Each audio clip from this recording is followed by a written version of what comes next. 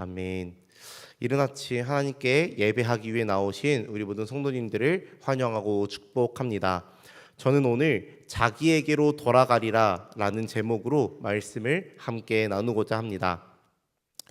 오늘 본문의 말씀은요, 우리 함께 읽은 말씀은 세 가지의 가상적인 어떤 예를 가지고 하나님의 심판이 조상의 죄로 인함이 아닌 각 개인의 죄로 인함임을 설명하고 있는 그런 내용의 말씀입니다.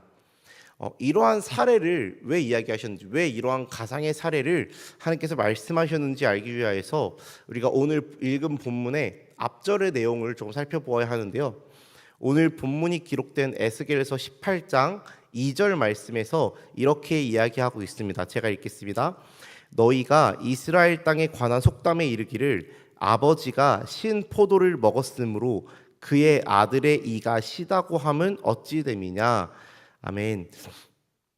이 당시 이스라엘 자손들은, 그리고 특히 바벨론 포로 공동체의 그 이스라엘 사람들을 중심으로는요, 한 속담이 퍼져 있었던 것 같습니다. 그 속담은요, 아버지가 신 포도를 먹었으므로 그의 아들이 이가 시다라는 이 속담입니다. 이 속담의 의미는요, 아버지가 지은 죄 때문에 아들이 고난을 당한다라는 것입니다. 유다와 예루살렘의 죄악 때문에 심판이 불가피할 것이라는 그 메시지에 대한 이 백성들의 반응이 어떠했냐면요, 하나님의 심판이 그들 자신의 죄악 때문에가 아니라 자신들의 조상들의 죄악 때문에라는 반응이었다라는 것입니다. 자신들의 조상이 죄를 지었고 자신들은 그 조상들이 지은 죄의 대가를 자신들이 치르고 있다라고 이들이 생각한 것입니다. 이제 이를 두고 하나님께서 3절의 말씀과 같이 이야기하십니다. 18장 3절과 같이 말씀하시는데요. 나의 삶을 두고 맹세하노니 너희가 이스라엘 가운데에서 다시는 이 속담을 쓰지 못하게 되리라 라고 하나님께서 이 죄의 책임을 조상들에게로 전가시키고 있는 이 이스라엘의 잘못된 생각의 바탕이 되는 이 속담을 하나님께서 폐할 것이다 라고 선언하시는 것을 우리가 3절의 말씀을 통해 볼 수 있다라는 것입니다. 이제 이러한 배경을 두고 하나님께서 이 가상의 사례를, 이제 3명의 사례를 가지고 들어서 자세하게 설명하시는 것이 저희가 오늘 읽은 5절부터 20절의 말씀인 것입니다. 오늘 본문의 말씀에는요, 3명의 인물을 들어서 이제 가상적인 이 사례를 이야기하십니다. 이 3명의 인물은요, 아버지와 아들, 그리고 그 아들의 아들인 손자로 이어지는 이 3대에 관한 이야기입니다. 첫 번째 예로요, 5절부터 9절의 말씀에서 하나님의 법과 의를 따라 살아가는 의로운 사람에 대해서 먼저 이야기하십니다. 이제 이 인물은 아버지로 해당되어지는 인물인데요, 이 사람은요, 구체적으로 이제 다음과 같이 행하는 사람입니다. 이제 6절에서부터 9절 말씀에 나와져 있는 내용을 제가 쭉 나열해서 읽어드리겠습니다.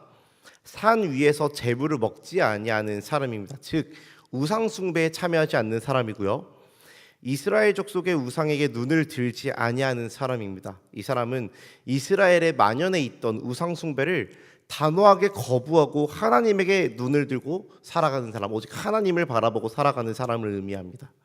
이어서 이웃의 아내를 더럽히지 아니하는, 어떤 간음죄를 범하지 않는 사람, 또한 월경 중에 있는 여인을 가까이 하지 아니하는 사람, 즉 선민에게 요구되는 어떤 결례법을 잘 지키는 사람을 이야기합니다.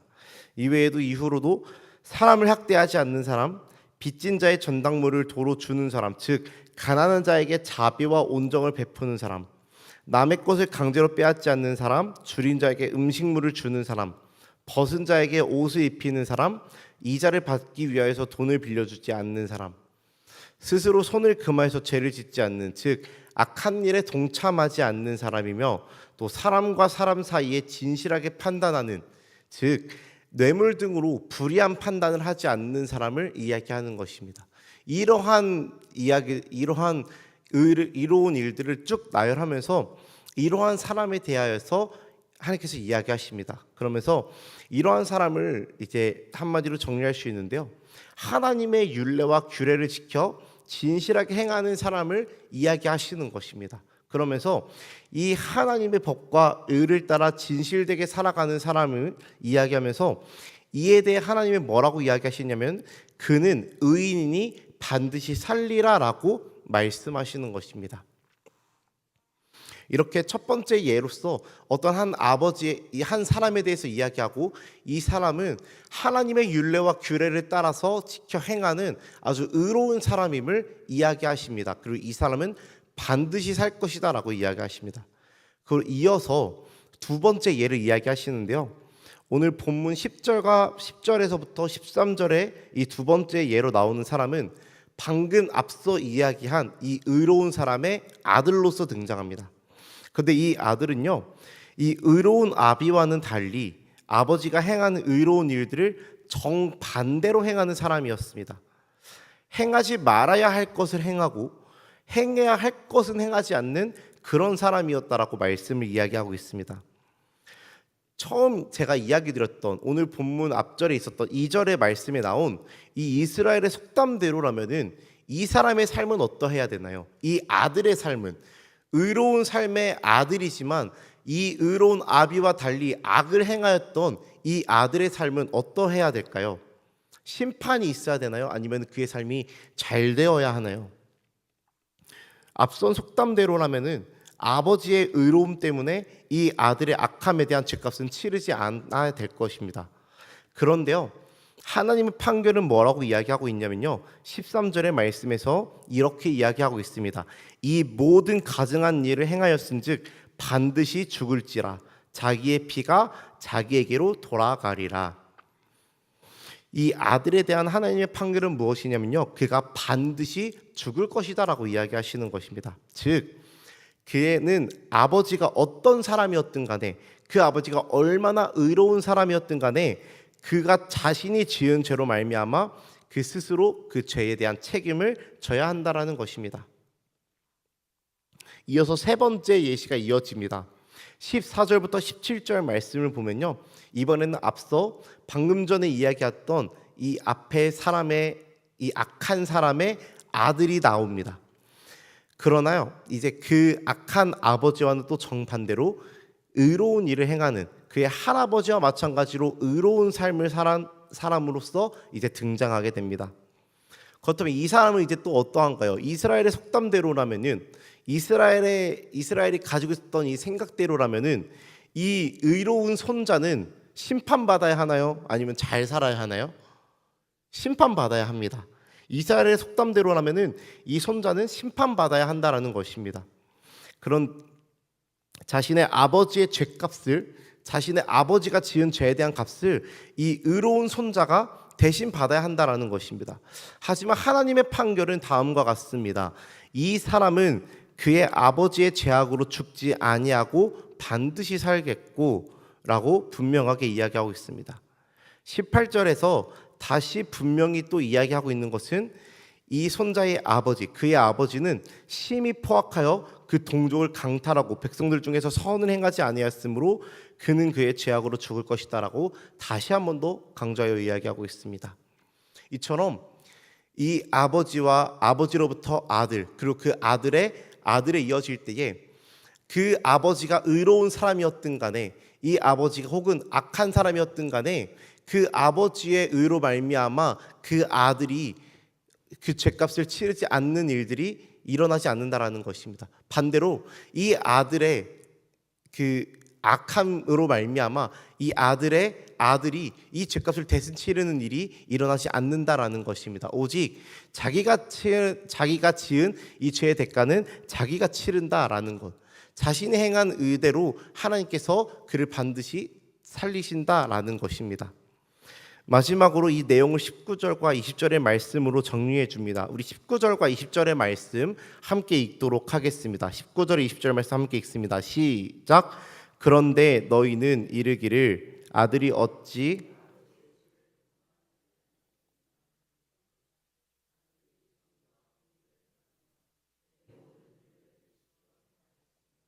그는 반드시 살려니와 범죄하는 그 영혼은 죽을지라.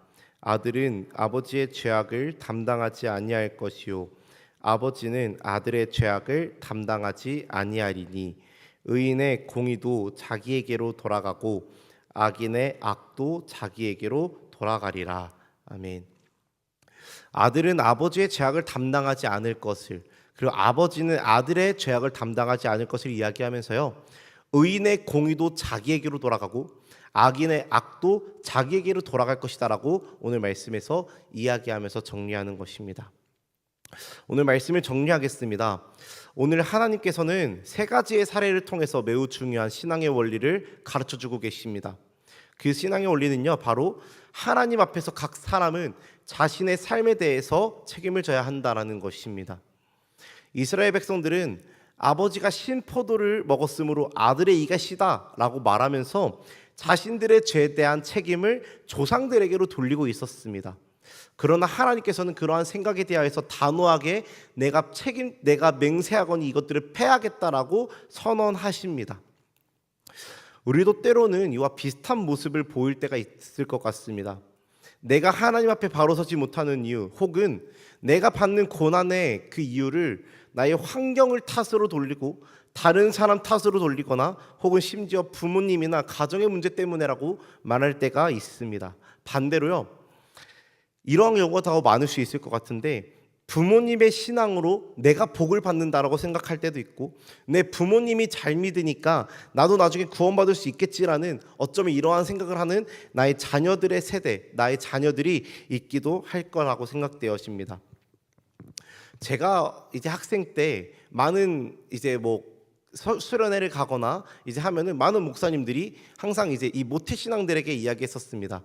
너의 아버지가 목회자라고 너가 구원받는 거 아니다라는 것들을 이제 저는 아버지가 목회자다 보니까 제가 그런 이야기들을 참 많이 들어왔고, 청소년기 저의 어떤 목사님을 통하여서도 그런 일들을 많이 들어왔었는데요.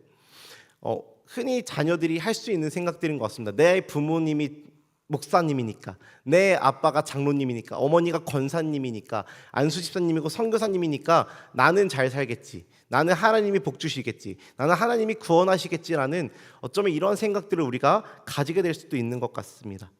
하지만 하나님께서는 오늘 우리에게 말씀하고 계십니다. 의인의 공의도 자기에게로 돌아가고 악인의 악도 자기에게로 돌아가리라. 죄의 책임은 결국 자기에게로 돌아온다라는 것입니다. 반대로 의인의 공의도 자기에게로 돌아온다라는 것입니다.